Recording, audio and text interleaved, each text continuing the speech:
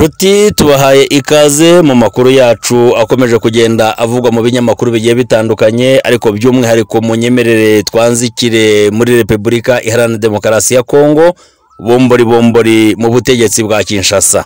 Bigenze bite rero, niki kibaye?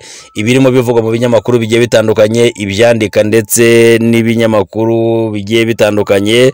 Uyu munsi rero mu nyemerere twanzikire mu makuru arimo avugwa muri Repubulika Iharanira Demokarasi ya Kongo. Uyu munsi rero umukino uhinduye isura nyuma yaho umutwe wa M23 wagiye wigarurira uduce tugiye dutandukanye, amahanga agahaguruka ndetse n'umuvugizi w'ubanye n'amahanga akarikokereza. Uyu munsi rero umukino urahindutse. Na yaye makuru arimo avugwa naho nyakubahwa Joseph Kabila Kabange wahoze ari perezida wa Repubulika w'igihugu cya Kongo uyu munsi yasesekaye ku butaka bw'Igoma ku itariki 26 z'ukwa gatanu 2025. Ni birimo biravugwa mu binyamakuru bitandukanye ko nyakubahwa Joseph Kabila yaba yasesekaye kuri ubu butaka. Ese byagenze bite kugira ngo yisange mu buhungiro? Unyemerere rero tubive muzi n'umuzingo. Uyu munsi ku itariki 22 z'ukwezi kwa gatanu 2025, nyakubahwa Joseph Kabila Kabange nibwo inama ya Sena yateranye imwambura ubudahangarwa. Nyakubahwa Joseph Kabila Kabange yambuwe ubudahangarwa na Sena ya Kongo iteranye. Niki cyabaye kugira ngo Sena ya Kongo yambure uyu muyobozi w'ikirenga w'icyubahiro, imwambure ubudahangarwa kugira ngo akurikiranweho n'inkiko? Niki cyabaye? Byagenze bite? Ese yakoze iki? Nyakubahwa rero wahoze ari perezida w'igihugu cya Repubulika Iharanira Demokarasi ya Kongo, nyakubahwa Joseph Kabila Kabange akaba ashinjwa ibintu bigera kuri bibiri.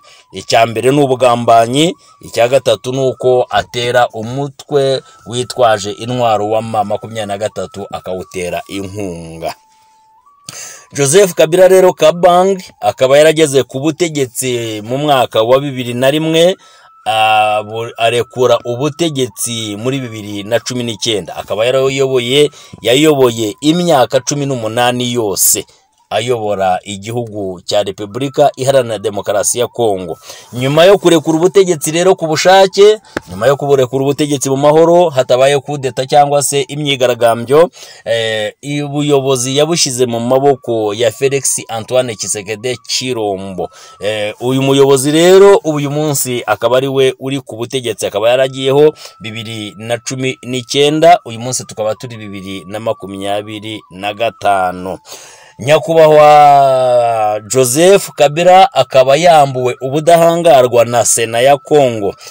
Iyi Sena igizwe n'abasenateri bangahe? Sena rero ya Kongo y'igihugu cya Repubulika Iharanira Demokarasi ya Kongo ikaba igizwe n'abasena 88. Hanyuma abo basenateri rero bahabayeho amatora, batora ubwiganze bwo kugira ngo yamburwe ubudahangarwa. Mu basenateri 88, 80 batoye yego, 5 batora oya, 3 barifata, amajwi 3 aba imfabusa. Byumvikane ko rero yatoye ino Sena yatoye ku bwiganze bw'amajwi ya 80, aho batoye ko nyakubahwa Joseph Kabila yamburwa ubudahangarwa. Uyu munsi rero akaba yarambuwe ubudahangarwa.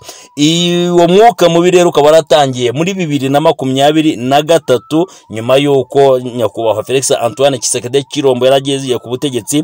2023 rero hatangiye urunturuntu hagati ya leta ndetse n'uyu muyobozi w'icyubahiro wari ufite ubusenateri, yagombaga kuba Sena mirere na mirere ubuzima bwe bwose kuko n'umwanya w'icyubahiro. 2023 rero ngo igere uyu muyobozi nibwo hatangiye kuba uruntu bimuviramo ko ahunga asohoka igihugu, ariko agenda mu iturufu yuko agiye kwiga ahungira muri Afurika y'Epfo. Nyuma yo guhungira muri Afurika y'Epfo rero nibwo umutwe wa M23 warikokereje, urabica biracika, ibintu birakomera, ibintu bindi. Uyu munsi rero AFC M23 yemeje ko nyakubahwa Joseph Kabila Kabange yageze ku butaka bwa Igoma. Ubwo hatangazwaga ko yageze Igoma, ibinyamakuru byinshi byanditse iyi nkuru ndetse biha umutwe ukomeye bavuga ko uyu munsi umukino uhinduye isura hagati ya M23 ndetse na leta ya Kinshasa.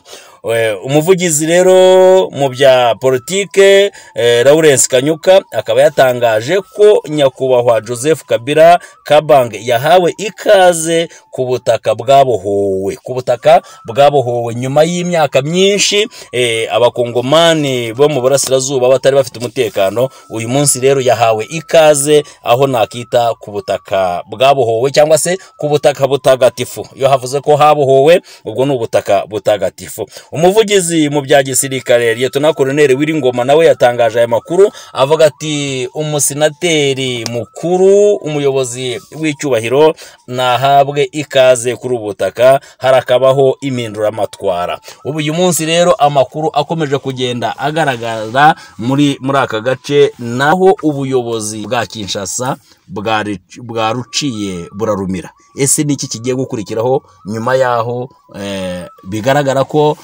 uwahoze ayoboye iki gihugu imyaka 18 yaba yamaze kwihuza, yaba yamaze kwiyunga n'uyu mutwe wa gisirikare cyangwa se uyu mutwe witwara gisirikare, ndetse umuvugizi akaba yabitangaje mu bya politike, umuvugizi mu bya gisirikare akaba yabitangaje. Niki kigiye gukurikiraho Kinshasa?